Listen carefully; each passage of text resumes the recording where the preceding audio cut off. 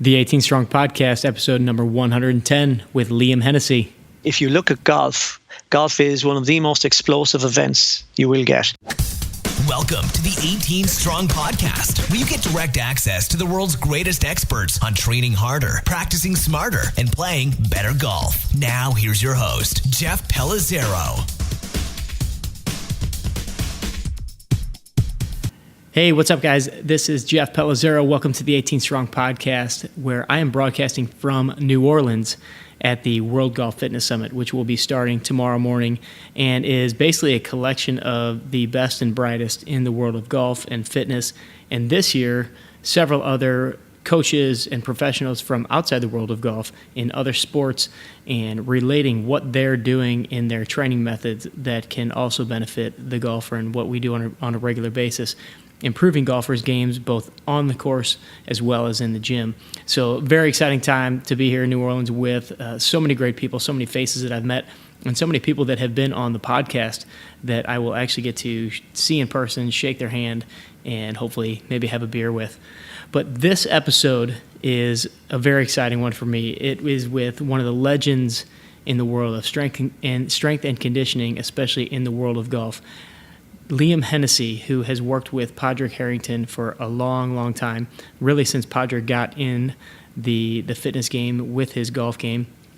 And it's almost like a history lesson listening to Liam talk about the experiences he's had and the journey that he had going from pole vaulting over in Ireland to becoming one of the foremost front runners in the world of research and education in strength and conditioning. And we talk a lot about, what the processes were that they went through when they were really trying to figure out what's going to make Padraig and his other golfers better golfers, utilizing strength training principles and utilizing power and speed and things like that. And some of the crazy antics and experiences that they had along these lines.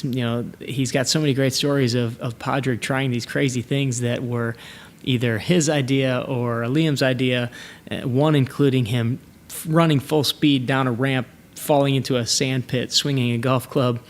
Just some incredible stories, but all under the guise of research and figuring out how they're going to get better and how they're going to make him better. But as the title of the show states, the dangers are in the extremes, and Liam really stresses how it's the process of getting to where they got. It didn't happen overnight. It wasn't something that they just jumped right into. And many times going into the extremes so quickly can be not as beneficial as one might think, which is very much the case of today. We all jump into things so quickly and we want instant results, but it's not always that simple. So I'm going to let Liam tell the rest of the story. So stay tuned for the legend, Liam Hennessy. Liam, welcome to the 18 Strong Podcast, and I have to say, it is such an honor to have you on the show. Jeff, thank you so much. Now you're flattering me already. Honestly, thank you for taking the time. You have worked with so many individuals, both in the world of golf, Olympic athletes, football, or soccer over here, rugby, so many different athletes. But I want to get a little bit more of your story. I know that you are an international athlete, and you've got quite the story to tell. So if you could give us a little background on you, where you grew up, and we'll kind of go from there. Okay, well, I grew up in a small village in Capahwite, County Tipperary. You may have heard it's a long way to Tipperary. Yes. That tune from the war, and that's where it is. And I'm currently speaking from Thurles, Tipperary, which is commonly known as the home of hurling. And so I grew up in the home of hurling. So from a very early age, I had a hurley in my hand. Now, if you've seen hurling, you know that it's a stick and you strike a ball on the run, standing, in any position whatsoever, and you catch the ball as well. So it's a good sister to actually golf. And in fact, interestingly, good hurlers make reasonably good golfers. But anyway, that's where I grew up, and that's all we played as kids. But when I was about 11 or 12 years of age, I watched Bob Seagren in the 1968 Olympics out in Mexico. And I said, wow, what is this guy doing? He's pole vaulting and the pole is bending. So I always remember back then saying, well, I must try that. So I went and I cut down a limb of a tree, and I started to jump over ditches and walls in around the village as a complete distraction from hurling. And look, when I went to secondary school then, I continued with it, and luckily there was an old aluminium pole in the school. So I became a pole vaulter as well as a hurler. And I wound up eventually pole vaulting for Ireland, and that was what you mentioned as an international athlete. And the reason I pole vaulted for Ireland was simply because there were very few pole vaulters in Ireland. So it was quite easy, actually, Jeff. So if you ever want to try and pick a sport that you want to do reasonably well at, look for a sport that very few others are competing in. That's excellent advice.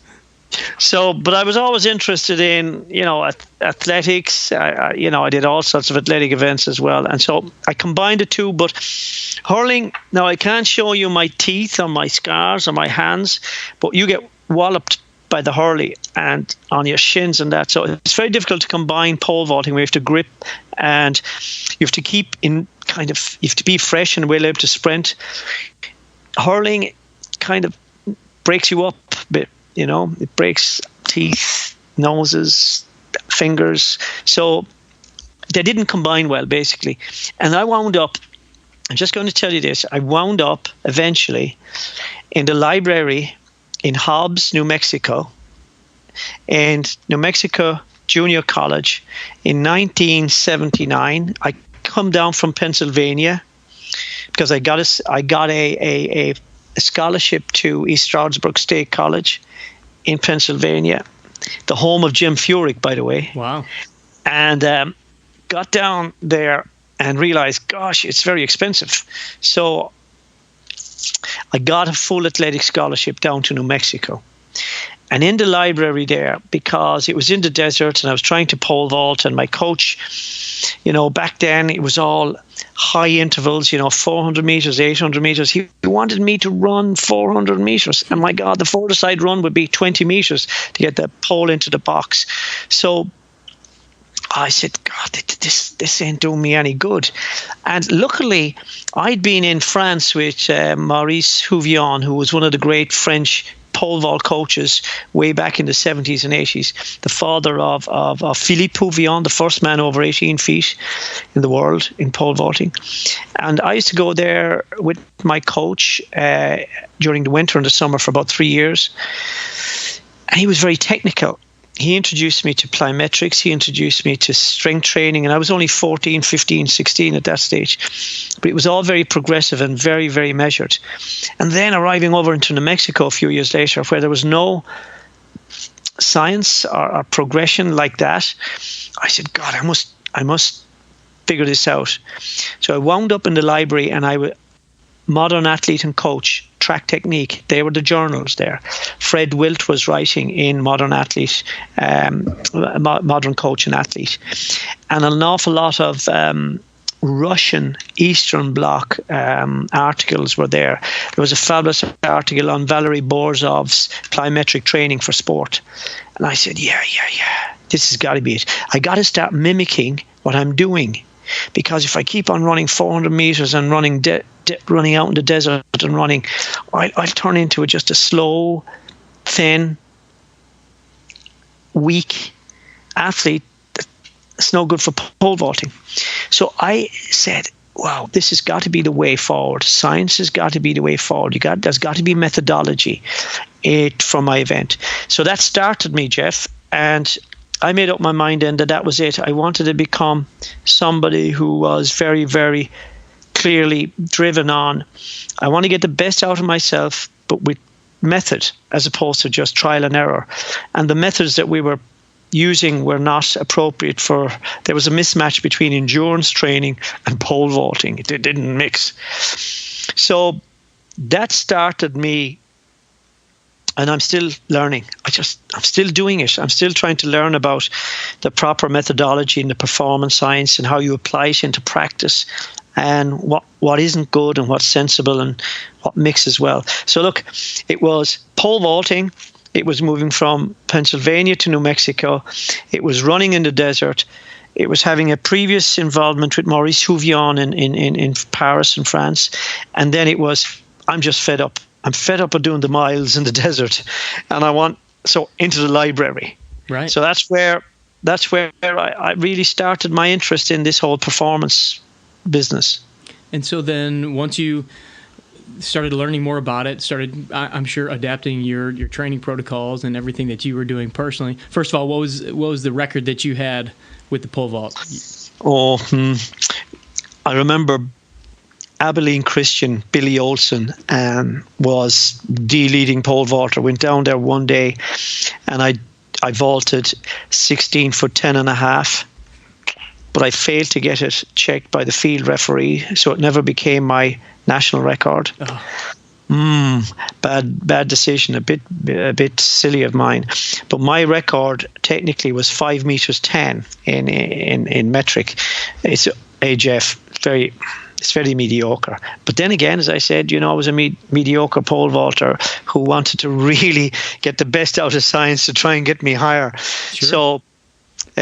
So yeah, I think I still have some sort of an Irish record in that for age grade as well, when I was 15, 16 years of age. So I think I lost interest in doing and became far more interested in how to do it. Sure.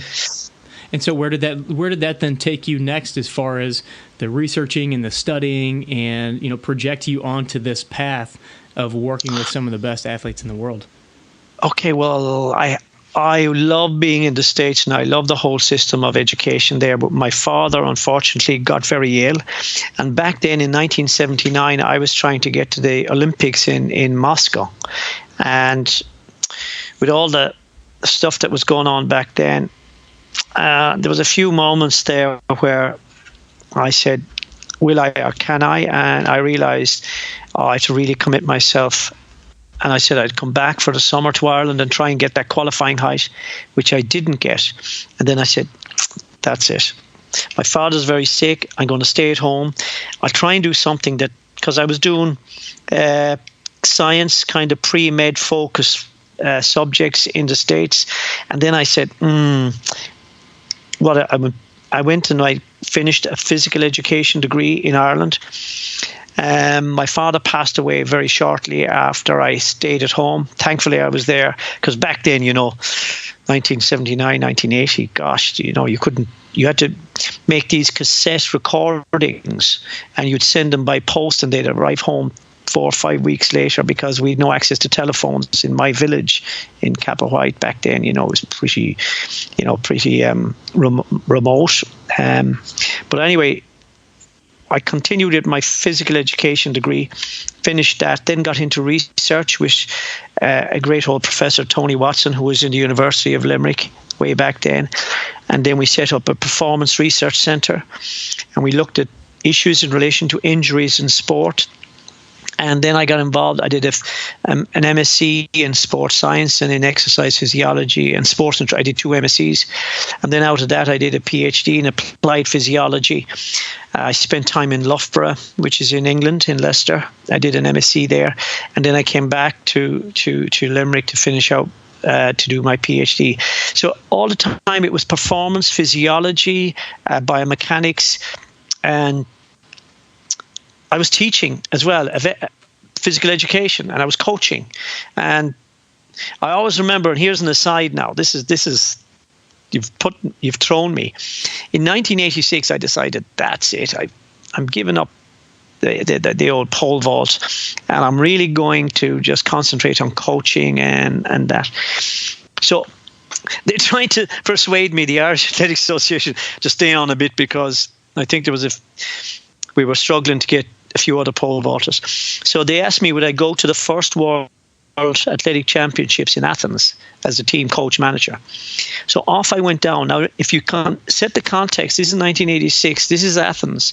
It's 40 degrees, and Barry is the athlete, and he's there to the decathlon, and you're out in the sun for 2 days. It's tough. So I rambled down underneath the stadium because I'm not so happy about the heat, So the next thing, there's the GDR, the former German Democratic Republic athletes, and they're warming up. But they're warming up with big, heavy 1 rep max squat type efforts, and they're doing the metric exercise. Oh, these must be competing in the next day or two. But no, these are the female long jumpers, high jumpers, throwers, and they go back up and they compete and they win all the gold medals. Now, as you well know and as I well know, there was a lot of other pharmaceutical interventions going on within the German Democratic Republic. But this fascinated me. And then, in the hotel we were staying, I met Dr. Helmut Bachmann, who was the former head of the GDR's Sports Politburo Education Department. And Helmut and I, back in 1986, we spoke about what they were doing underneath. And he said they're priming. They're getting ready to perform. So we call it now post-activation potentiation. We call it contrast complex training. But back then in the 1980s, these athletes were using it.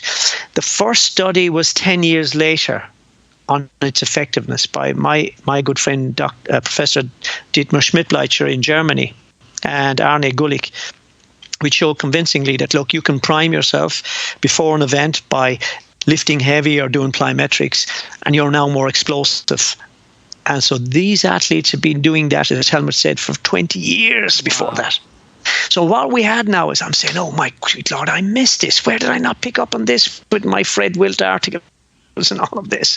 But you see, you have to get out there. And so I said, right, Helmut, I want to go to the GDR with you. And he said, no, I'm afraid, no, you've got to get a visa and all of this. Now, ironically, 10 years later, after the Atlanta Olympics, I'm back in the former GDR with Dr. Helmut. Wow. And he brings me to see all the old Eastern Bloc training facilities that were still there. So take it that when the wall fell in 89, there was mass evacuation. But all the old training centers were there, and the dust had just piled up on them. So Helmut, who was very sick and ill, living in a one-bedroom apartment with his wife back then in Berlin, I made contact with him and went to see him, and he showed me all around Altenburg, which was their secret training resort for their Winter Olympic athletes. He brought me to the Berlin Dynamo Swim Club, where Mark Spitz had been secretly filmed in the swim flume in 1972 when they brought him from Munich up to do a little camera shoot. And he's explaining all this to me, and then he brings and he shows me where all the pharmacological stuff was made, and which is just beside the Berlin Dynamo Swim Club. And I'm saying, wow, so this is how they did it. And he says, yeah, this is how we did it. He said there was a lot of pharmacological interventions, but he says the methodology underpinning it was way in advance of any other nation. And so he helped me understand why the Eastern Bloc were so dominant. Yes, I keep adding, there was the cheating element constantly going on. But then when he showed me the methodology being applied, I said, wow.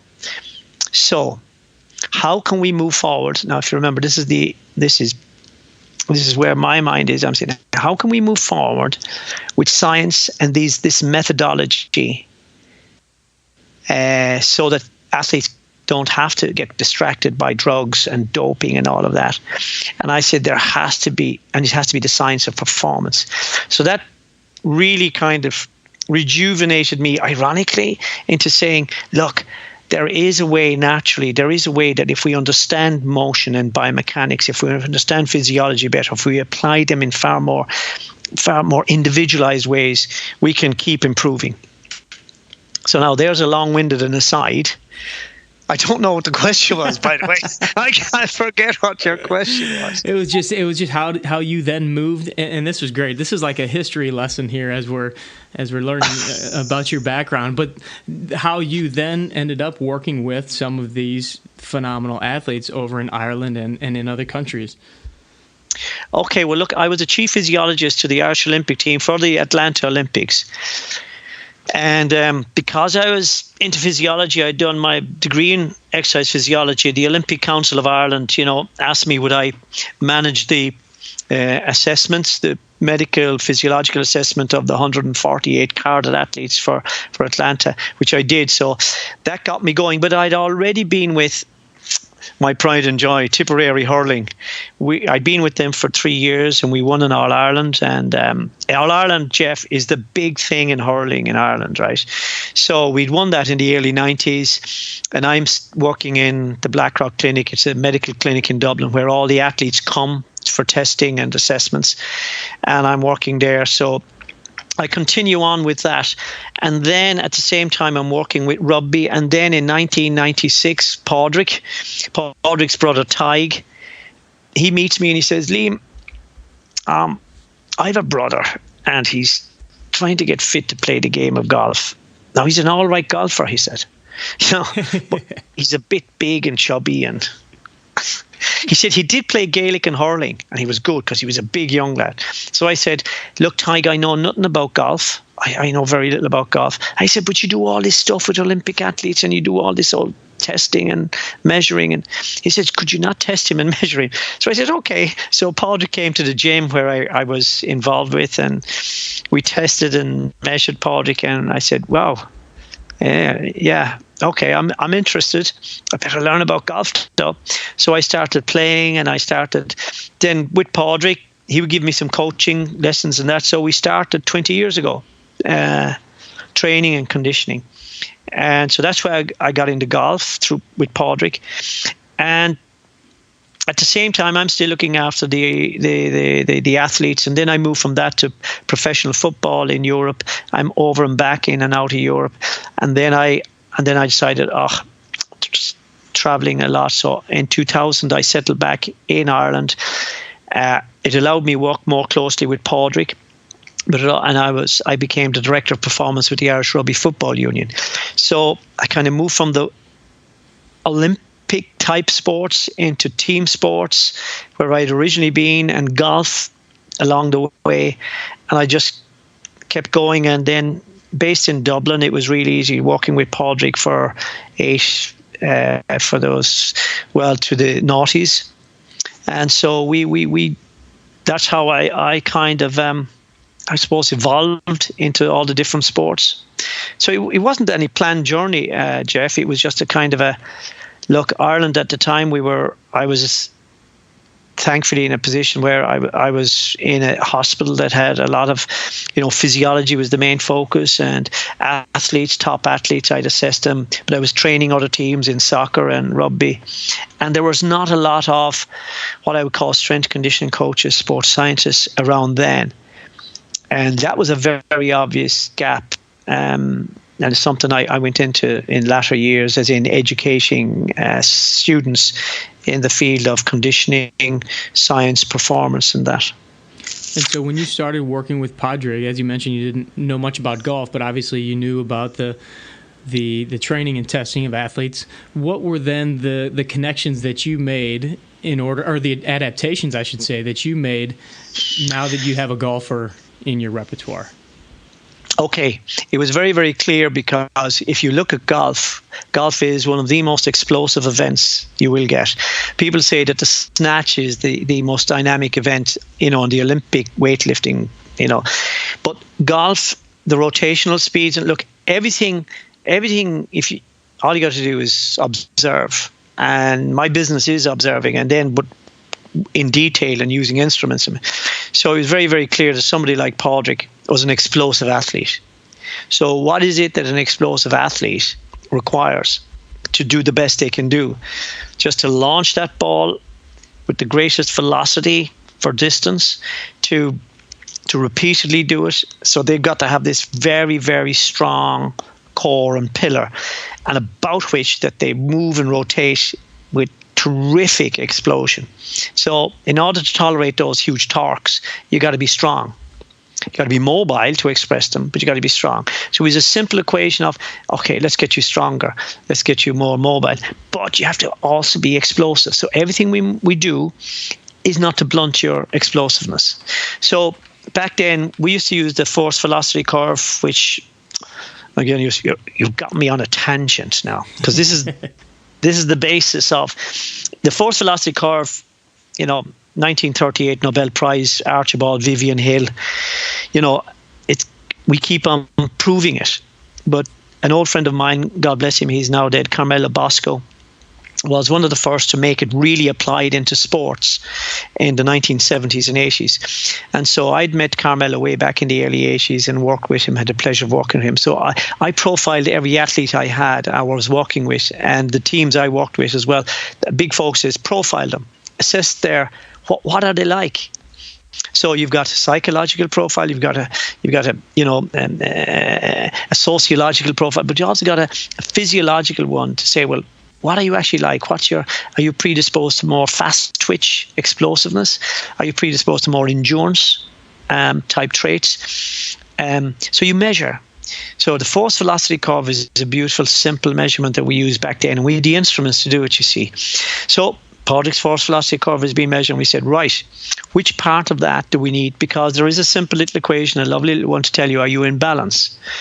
So we said, okay, you're strong, but you're not explosively fast. So that the speed end of the curve isn't as well developed. So we said, right, before we can develop that, we must make sure you are conditioned for it. So we said, right, it'll take you maybe a year and a half to get ready for that. So we started on the journey. Constant, regular assessing. We do simple measurements like vertical jump, counter movement jump, drop jumps, because we're measuring, we're mimicking the backswing, downswing, and follow through, because the golfer doesn't stay in one position. He moves down and up, down and up. That's what he does, And that, look, we saw back then, and my friends, Greg Rose and Dave Phillips in the Titleist Performance Institute out in Carlsbad, that golfers that can jump high will hit the ball furthest. So the higher you jump, the more explosive you are. And by the way, if you look at the jump heights of guys like Rory or Padraig back when he was really on form, wow, these are athletes. These are athletic jump heights that they're gaining.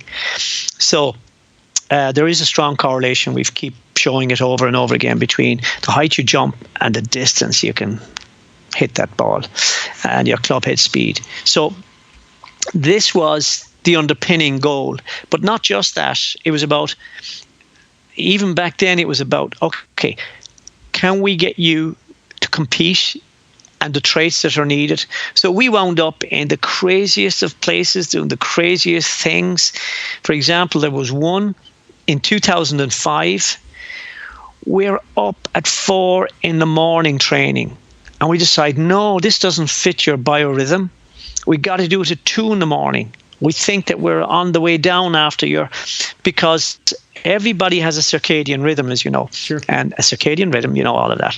But we also know that we all have a biomotor profile, which means that there's fluctuations of strength, power, and speed that go on, and especially speed, especially velocity, your ability to really express velocity, over monthly and quarterly cycles. So this is not just a set thing. You're not just that fast and only that fast. You're right, and we're like that. Look, we're creatures of cycles, you and me, and the human race are. So we want to catch that by a motor pattern. So we're up at 2. So we do every double hour. We start at midnight, then we go 2, then we go 4, then we go 6, then we go 8, then we go 10. So we catch this for 5 weeks. Of course, we're absolutely, totally, but we're trying to catch the rhythm. Right. So we make our measurements and all of that, and we do that in 2005. And then we say, right, we have some sort of a biorhythm here going on. What are the key factors here? So we keep working all the time is to try and improve strength, speed, power, mobility. And so we do that, and then we make the decision, right, we have to work on this end of the curve, and then we follow it with that, and then we mix it at certain times. So we have this system going on, and we do that from about 2002 till 2009. So we do it over 7 or 8 years, and it works because Padraig just keeps driving further. His jumps go higher and higher. Technically, he's feeling better with the swing, but that's a technical issue. But all his capacities are gearing up to making him hit that ball further and better.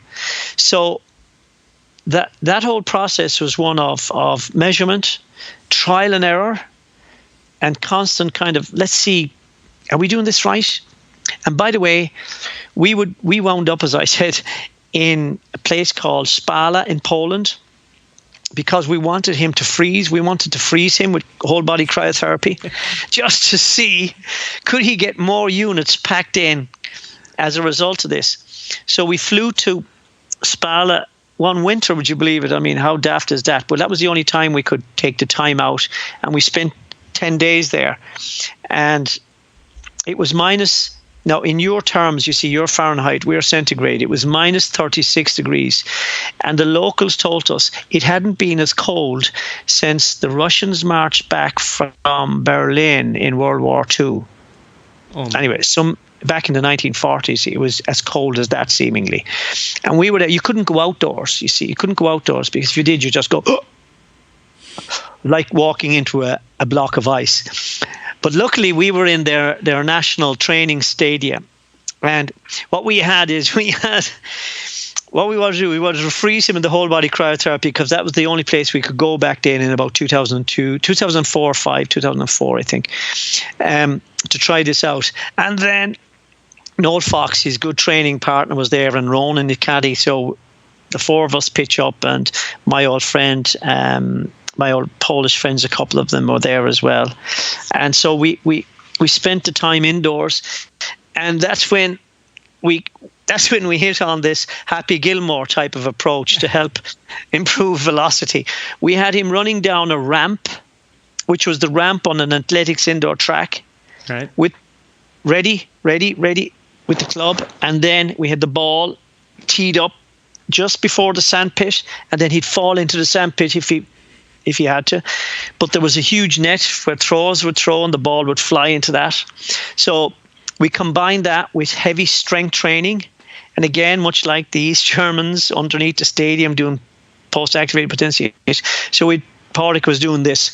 And then into the whole body cryotherapy will cool you down now, minus 120 degrees Celsius, which is about, I'm not sure what it is in Fahrenheit. And then let's see how you respond. And so we went on this journey of just seeking, how do we get more and more gains in terms of explosiveness? So we got his counter movement jump up from, when we started, 34 centimeters to 43. So that's a pretty significant one, but with very strict protocols on how you measure it. And his strength level is up as well. So all of that was taking place. But I'm telling you the story of how it took place, because we had to go places to get the facility to do this during the winter, because, as you know, Padraig would finish maybe November and then take 3 weeks off, and then that was it, right through Christmas, right through the first few weeks in January. We'd have our 6-week block. So we would take maybe in total 8 to 10 weeks at most. But the first phase of it had to be totally rest recovery to get ready for this phase. And then we had intermittent weeks throughout the year. So that led us on through 2007, 2008, and eventually 2009, 10. And then we keep going. And my goal and our goal is longevity. And I know you might say, well, are you not going to kill him on the way with doing all this stuff? But the whole goal is longevity, and that's where we are, so that he can perform whenever he wants to, or do whatever he wants to do, and keep doing it for as long as possible. And yeah, even now today we're back in the force velocity curve today, just to see where it is relative to last year, the year before, and see how we can improve this part of it. And in order to improve that, here's what we have to do, so that he can get ready. We're getting it ready for his winter program when he finishes up in November. So we're just prepping that now and making the schedule out for that. So that's a long ramble for a small question. That's all right. I'm just picturing Padraig running down a ramp with a golf club, falling into a sand pit. It sounds like he has, over the years, in many ways, been a bit of a guinea pig with some of the testing. But that's what's beautiful, is that you guys are testing all this and seeing where he is. Has he ever just turned to you and looked at you and said, "What? No, I'm not going to do that. Are you crazy?" Oh, listen, no, that's the problem. I'm saying that we can't do that, Padraig. You've done, this is enough. So he's the one that leads this program, by the way. It's not me. I just facilitate it so that we try and do look, he's 46 years of age. He has always been creative in how he kind of, look, I need to do this. How can I do this? And so he pursues everything with a very logical mind. Does this work?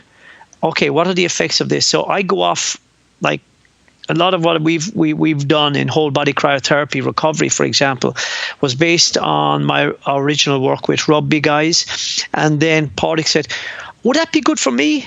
And I'm saying, not so sure. He says, "Right, okay, let's get a cryotherapy chamber and we'll find out."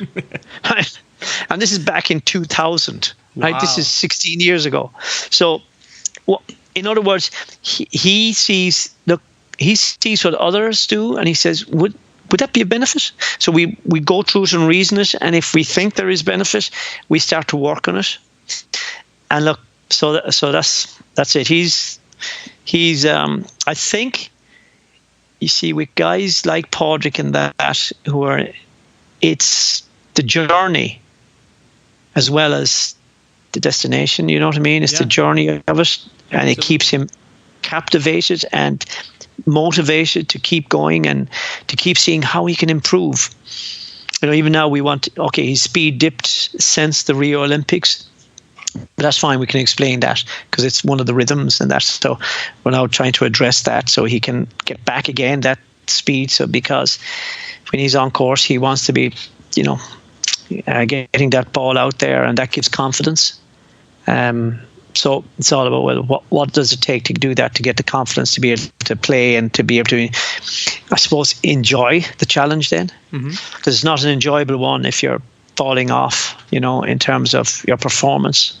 Yeah, I'm a big believer that if you're not moving towards something, you're kind of moving away from something or falling stagnant. And it seems like the two of you have very similar philosophies. I mean, you said at the beginning of the podcast, you're still learning, you're still wanting to figure out what are better ways. What have I been doing that I need to tweak or alter? And it's the same mindset. And I find that's kind of the mindset of the best athletes in the world, the most successful people in the world, that they're constantly, not that they're not satisfied, but they're constantly looking how they can improve and make themselves better, make their athletes better, make their company better, whatever that might be. Yeah, I agree because, gosh, and yet we know so little about the true potential and how to get that, how to optimize that. We know so little, if the truth be known.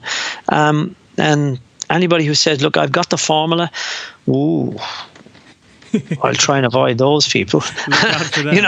That's right. Yeah. Now, I have a question for you. For all of our golfers that are listening that may not be in the fitness world, they may not be a performance coach. Now, you've pretty much run the gamut. You've done just about everything under the sun regarding strength and conditioning.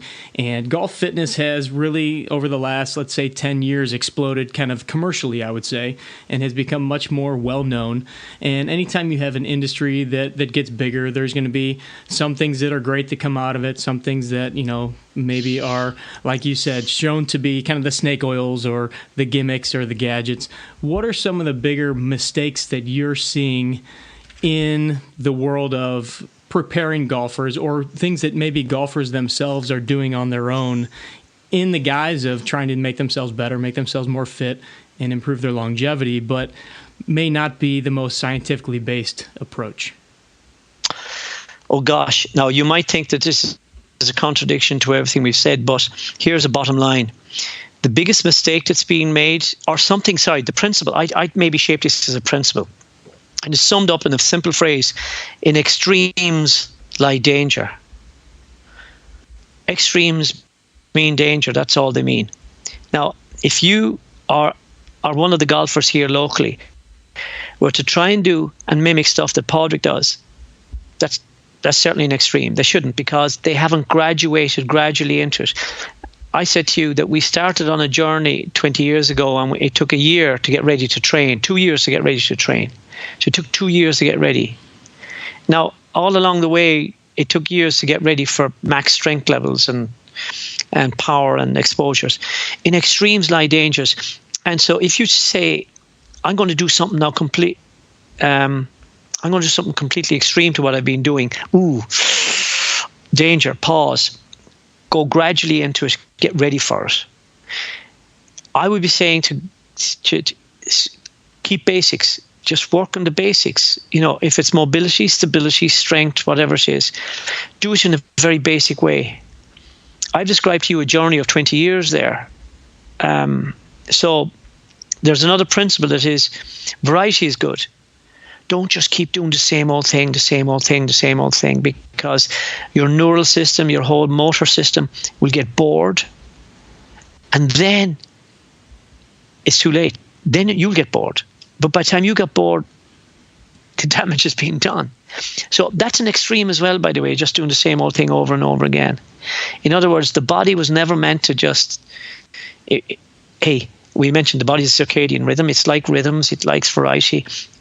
To engage, and to engage not just the mind, but to engage the neural system and all the different systems of the body.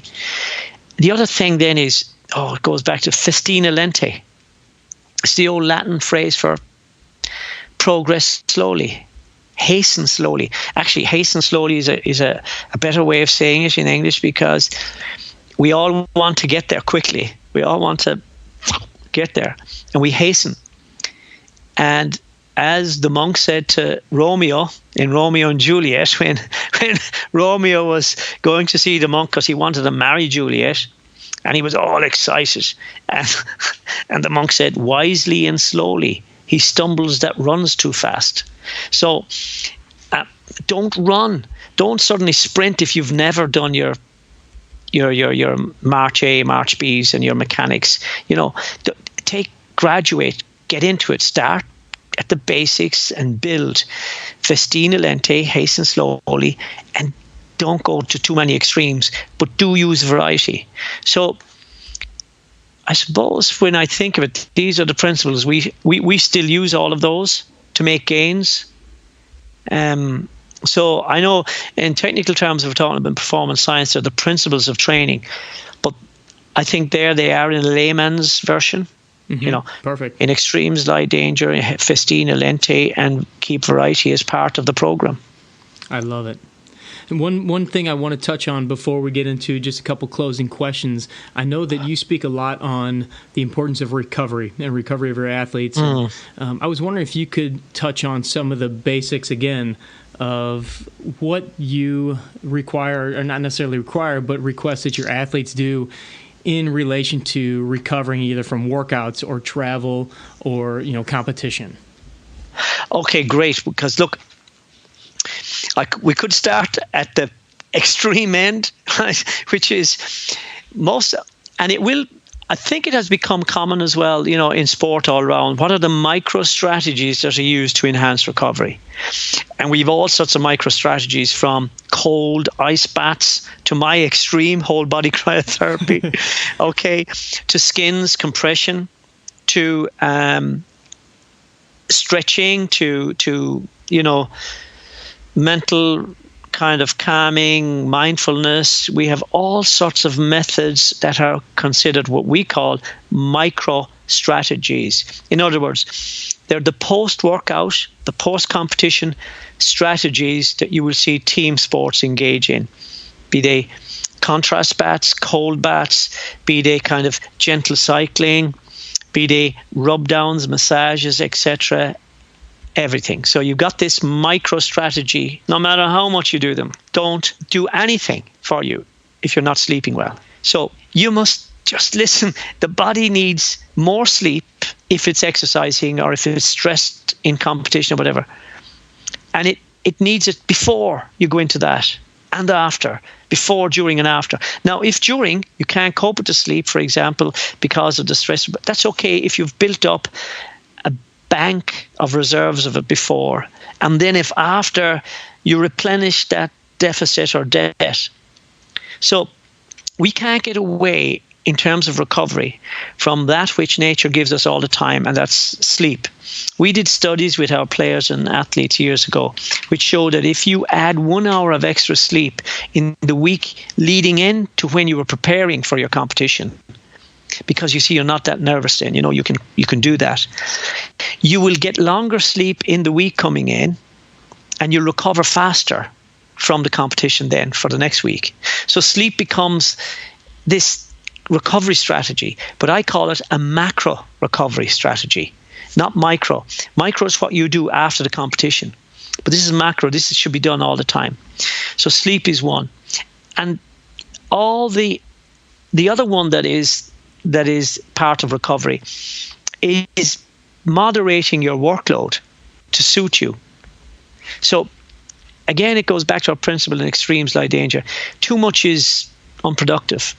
The minimum effective dose is going to help you be recovered better and to recover faster to perform again. Padraig and I use this very simply: recover from, to get ready for. So, but how do you do that? Well, if you're traveling, for example, he'll switch straight into his time zone because he travels a lot. I mean, he's in and out of the States, he's east, and he'll switch into his travel zone once he steps onto that plane. And he's in his skins, he's in his compression, it's compression, and he'll sleep. But he'll sleep in the time zone. Now, he'll eat carbohydrates if he wants to sleep. If he doesn't, if he stay awake, he'll eat some more proteins like chicken or whatever. So, and he'll hydrate. So he's got his strategies for traveling that allow him to adjust into the zone he's going into, but to recover while he's doing that. And that's the mistake a lot of people and a lot of players and athletes make. They don't take recovery on board. And so recovery is sleep. And great if you can fit it into the time zone you're going in order that you can sync it with that. But your diet becomes helpful then. And then when you get there, you're far more adjusted. But when you're there then, and it's like that whole story of, you know that we won 2 gold medals in an hour in Los Angeles back in 1932 in the Olympics there. Ireland did. Yeah. You didn't know that. No. Jeff, it's okay. But back then you had to travel on a boat from Ireland to the States, and then you had to travel by train across. So it took weeks to get there. So Bob Tisdale, our 400-meter Olympic champion from Los Angeles 1932, he slept virtually all the way. He didn't train, he didn't do anything, he just slept. Because the stress of traveling, he wanted to counteract it. Now, he won gold medal there, and he did well.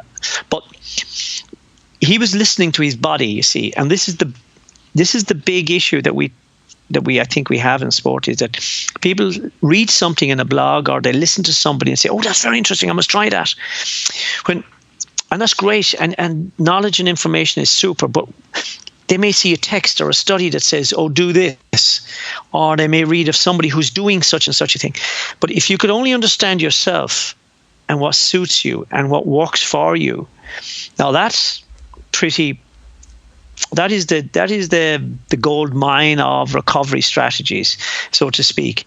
Excellent. All right, Liam, I have just a couple last questions that I have to ask before we wrap up here. First and foremost, and I have a feeling I know the answer to this, but are you more of a Caddyshack or Happy Gilmore fan? Oh, listen now, Jeff. It's a tough one. That's a tough one. No, I have to go with Happy Gilmore. Happy Gilmore. I had a feeling. You had that one, that was obvious. All right, if you had the chance to play 18 holes of golf with anyone in the world, past, present, future, who would it be and where would you play? Okay. All right. Now, I know you cued me on this one, and I did a little bit of thinking, and it was very clear. Christy O'Connor Jr., you may have heard of Christy, lived where I live in Killaloo and Ballina, Tipperary, Clare. And we planned so many times. Christy played in the Ryder Cup. Christy was just a great old, I suppose, Christy was 68, 69. Now, he passed away last winter, and we had made so many plans to go and play, and something kept happening, Jeff, that stopped us from getting to play, even though we're near neighbours. And we were on the way to Spain. I'm going down to a training camp with some footballers, soccer players, and Christy's on the flight, and we decide, let's go and play. So we decided we're going to play on the Wednesday, and I tried to contact him on the Tuesday just to confirm. God rest his soul, he'd passed away while he was away and out there. And my bottom line is, I would have loved to have played with Christy Jr., because he was such a raconteur and he had so many stories. And on the flight out, we've spoken about this. He could never understand why Padraig used to do all this science stuff. And he said, this Christmas, I sat with him at a dinner, and Padraig explained why he did such and such. And he said, for the first time, I understand why he does this. And so I said, well, why don't we get you into the cryotherapy chamber, Christy, and you come back, and why don't we do a few things like that when you come back?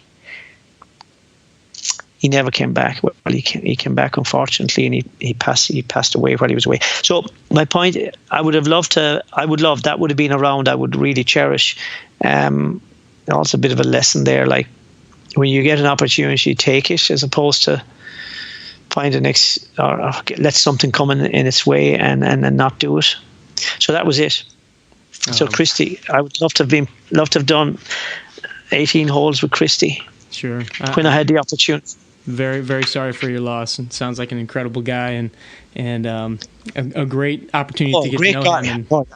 Yeah. I mean, look, he was one of the greats of Irish sport as well.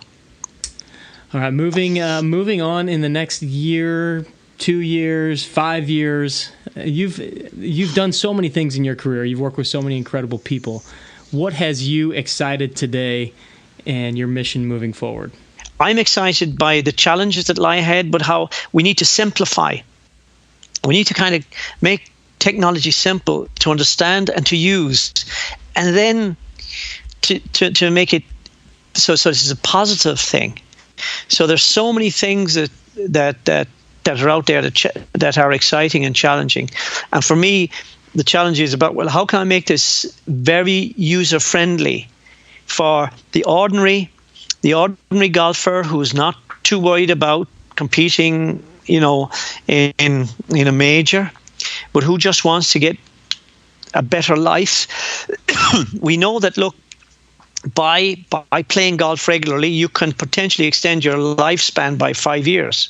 Recent studies, recent findings tell us that. But that's not surprising. But what I'm saying, what motivates me, is that technology can help us do that, provided we understand it and we can apply it to give us little goals, and that it helps us understand ourselves better. And there's also technologies out there. So that's what excites me for the next 5-10 years. And hopefully guys like Padraig will still be there doing his thing and have greater longevity. And that in itself can be applied to any golfer of whatever level.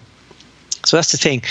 Can we use technology and science to help us, but simplify it, make it very, very simple to continue and enjoy and get the best out of ourselves and keep us going for longer?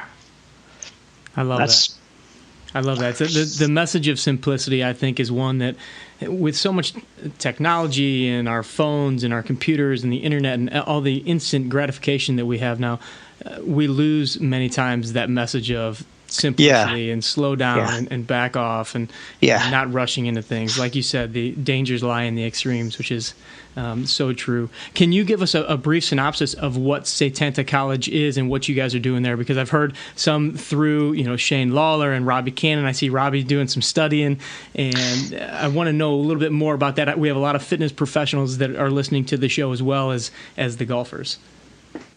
Yeah, look, we just on that, we have a performance masters in performance science, and it's taking all modern approaches and it's looking at technology and it's saying, look, well, how can we make it so user friendly that this is not confusing or it's not sophisticated complicate it.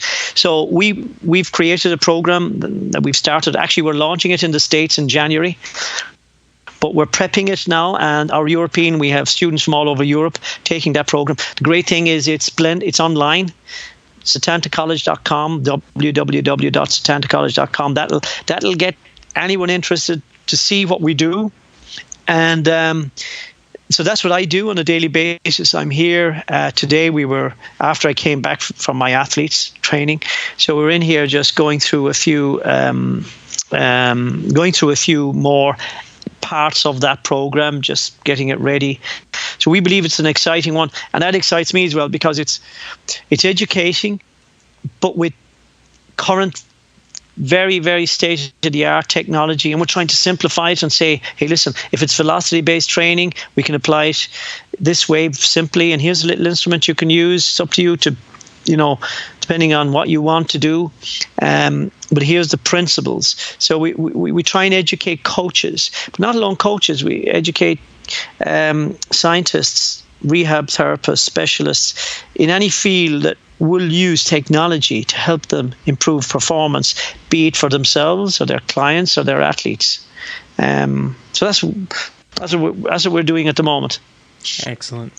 Well, Liam, I can't thank you enough for taking the time. I hope we didn't go too long and didn't steal too much of your time this evening, but it was an honor and a pleasure.